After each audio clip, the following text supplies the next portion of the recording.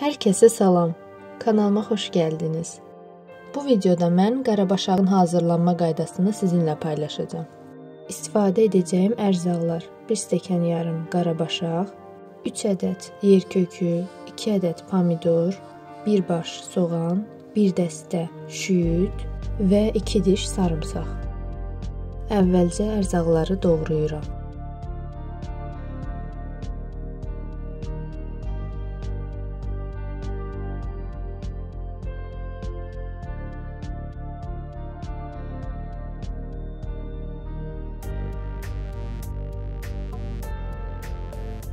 Qarabaşağı yuyub təmizləyirəm.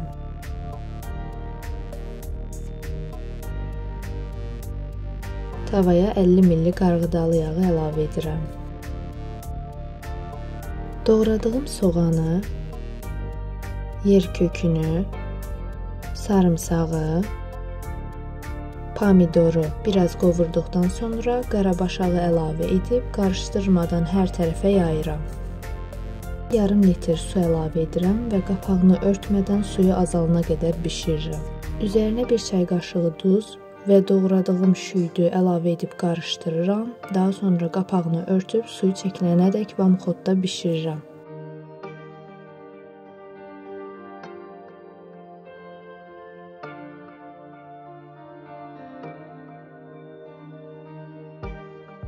İzləyən hər bir kəsə təşəkkür edirəm.